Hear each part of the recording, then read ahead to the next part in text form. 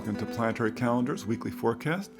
I'm Lahni DeAmicis. We're looking at the charts and actually at the calendar for October 5th through October 11th, 2020. This is an easy week, which is nice. You know, some of the weeks recently have not been so easy. This is an easy one. We start off with, on the 5th, with the moon in going from Taurus in the early day to Gemini, going into Gemini at 9:02 p.m.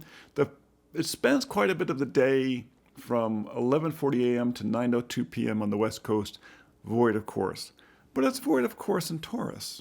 So who's going to notice? It's nice. Taurus moon is it's gentle, it's direct, it's patient. You actually can get a lot done. And it's low stress. So take advantage of it. And also, you're going to have both the sun and the moon in Venus-ruled signs. How bad could it be? So on Tuesday, the moon's still, in Gemini. Very lightweight day. Venus is making a bit of a difficult aspect to the moon, but nothing real hard.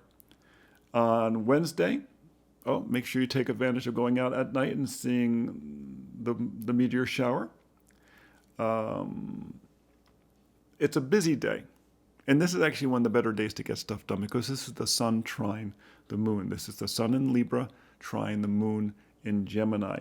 So you can get other people to cooperate with you, make lots of phone calls if anyone answers their phone anymore, or maybe send lots of texts, but you'll be able to get through to people. That's one of the advantages of that Gemini moon. People actually respond to your messages. Mercury is opposite Uranus, and this may be the one little fly in the ointment, because what may happen is that you may have technical issues.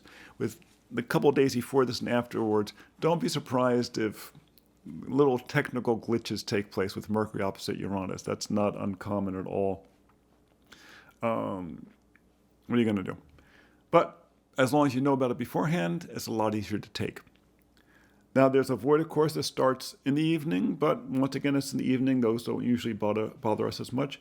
But on the 8th, the moon goes into Cancer, which is always a nice moon because, it's in rulership position. It's about going out to lunch. It's about feeding people. Thursday is going to be a good day for taking care of practical things. Venus is making a nice aspect to the moon, which sounds really lovely. Like I said, it's a nice week in a lot of ways. On the Friday, that's the third quarter moon. This is actually a black box day. Why? Well, Mars is making a square to Pluto at the same time that the sun is squaring the moon.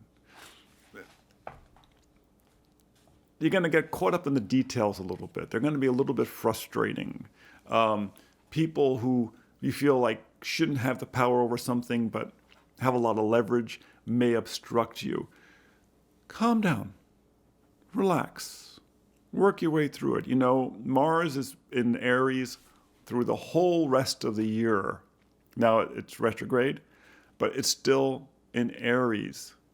And so there's a tendency for people to feel very aggressive and get very easily inflamed, especially if you have strong Aries in your chart. When it's squaring Pluto, which is in Capricorn, it's tied into that whole conjunction of Pluto, Saturn, Jupiter that's been going on. People may feel very frustrated about the current conditions. Calm down. Go have a nice lunch. It's Friday after all. The sun squaring the moon at the same time doesn't make it any easier, but it's Friday. Be prepared for some places where you're going to have to work harder to work through things. That's all. On the Saturday, once again, we can get into a nice aspect when you have Venus trine Uranus. Great day to binge watch television shows with Venus trine Uranus. Mars, Saturn, and Pluto are making kind of rough aspects to the moon that day, and the moon goes into Leo late in the day. That's not as much of an issue. The Venus trine the Uranus, take advantage of that. And really take advantage of your technology. Take advantage of being able to surf the web to your heart's content. Watch out with the credit card. That's all. Because it's Venus after all in Uranus. Watch out with the credit card. On Sunday, the moon is in Leo.